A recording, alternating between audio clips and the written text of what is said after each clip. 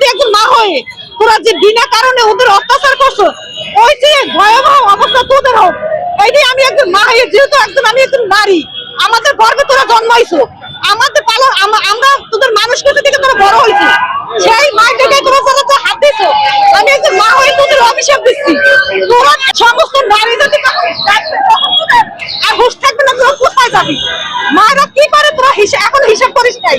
তোদের সাবধান করে দিচ্ছি, যেই হোক যত এই যে চাঁদাবাজি হোক, অমুকবাজি হোক, শুধু চাঁদাবাজি সাধারণ মানুষও করে না, প্রশাসন অনেক প্রশাসন দেখে চাঁদাবাজি করে। এখন তোরা এইসব বাদ দে, তোদের আল্লাহ রাস্তা বলি তোরা বাদ দে, দেশটা সুন্দর করে স্বাধীন কর। শুধু দেশটা স্বাধীন তোরা আমাদের লাভ হবে না, তোদের সন্তানদের লাভ হবে। কারণ তোরা যে বদমাইশ, তোদের সন্তান সেই বদমাইশ হবে না। কারণ হাজির পোলা পাজির পোলা হাজির হয়, হাজির পোলা ভাই পাজি হয়। তোরা আর কারো পাজি হইতে দিস না, তোদের এখনো তোরা ভালো হয়ে যা, আর তোরা দেশটারে বাঁচা। তোরা মানুষের ওই আমি একটু ভালো কাজ করবো, আমার একটু প্রমোশন হবে, এই প্রমোশন আল্লাহ যদি তোদের প্রমোশন দেয়, তাহলে কেউ দেখ ডেলিগেশন সাইডে যা যা বললে গেছে সবই এখন ওরাই যারা যারা ওদের বদনাম করছে, সেই বলতেছে এরে এইটা করছে, এইটা হয়েছে এরকম। কারণ এটা ডেলিগেশন সাইডেরই।